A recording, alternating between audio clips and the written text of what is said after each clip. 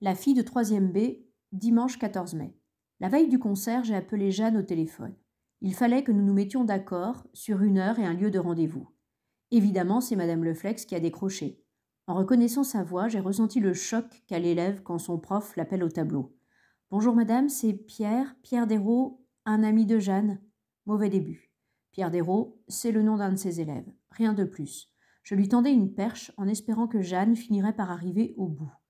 Mais il n'y a rien de pire qu'un prof quand il refuse de comprendre. « Ah, Pierre, vous allez bien? Que se passe-t-il? Rien de grave ?» Elle faisait semblant de croire que je téléphonais pour un problème de version. Puisqu'elle voulait tout savoir, je me suis jetée à l'eau. « Oh non, j'appelle au sujet du concert de demain soir. Jeanne vous a sans doute mis au courant. » « Le concert? Mais non, de quoi s'agit-il ? Si je dois faire un jour une demande en mariage, je ne serai pas plus coincée que j'ai été au bout du fil ce soir-là. » J'ai bafouillé quelques explications qu'elle a dû démêler sans peine. Un prof, ça a l'habitude de déchiffrer les brouillons. « C'est très gentil, Pierre. Quelle bonne idée. Mais oui, bien sûr, je suis d'accord. » Là, j'ai eu une angoisse. J'ai cru qu'elle s'imaginait que je l'invitais. Je n'ai vraiment respiré que lorsqu'elle m'a enfin passé Jeanne. C'était d'ailleurs inutile. Madame Leflex avait tout réglé pour elle.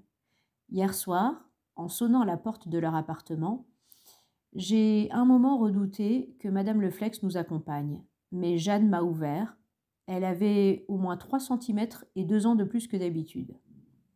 Durant tout le trajet, je suis restée crispée, comme si j'étais trop serrée dans mes vêtements. J'ai commencé à me détendre en arrivant à la maison de la radio.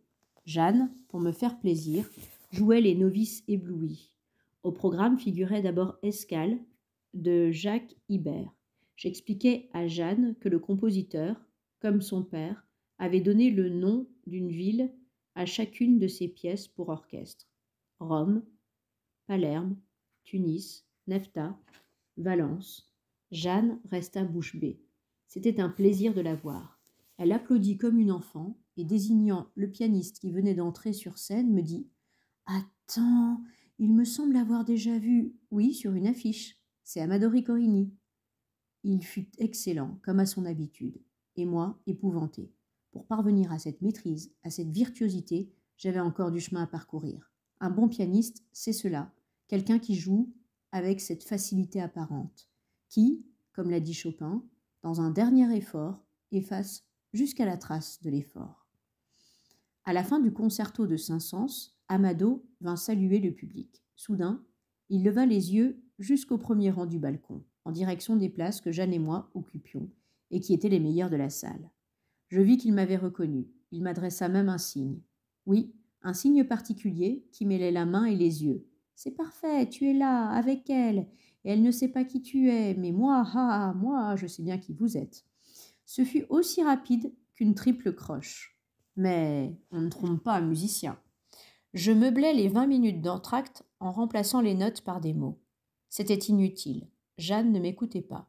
Le scandale de la première du Sacre lui était indifférent. Elle me prit la main pour me faire taire et me dire « C'est une soirée extraordinaire, Pierre. » Les yeux mi-clos, elle semblait déguster l'instant.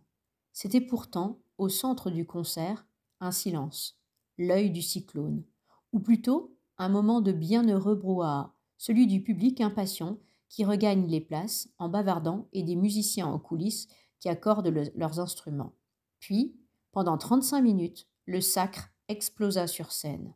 Mais le printemps était dans la salle, niché entre nos 2 sièges, dans nos mains intensément soudées. Enfin, le printemps fut dans la nuit qui nous enveloppa au retour et qui murmurait les mots d'amour que nous n'osions pas nous dire. Le printemps était dans mon cœur, qui battait à côté du sien, quand il fallut se quitter, et quand nous nous sommes embrassés. Amado avait peut-être raison. Je n'avais rien écouté, je n'avais plus envie de jouer. J'étais plongé tout entier dans le bonheur de cette soirée, que je ne sais plus prolonger qu'avec le secours des mots. Mercredi 17 mai. Hier, Jeanne était sur le banc avec moi. Et j'avais promis à Amado d'arriver chez lui un peu en avance. Nous nous sommes vus 10 petites minutes. Quand nous nous sommes quittés, c'était comme le début d'un poème soudain déchiré. Au moment où nous aurions besoin de passer ensemble des journées entières, son prochain brevet et mon prochain concert nous réduisent le temps au compte-gouttes.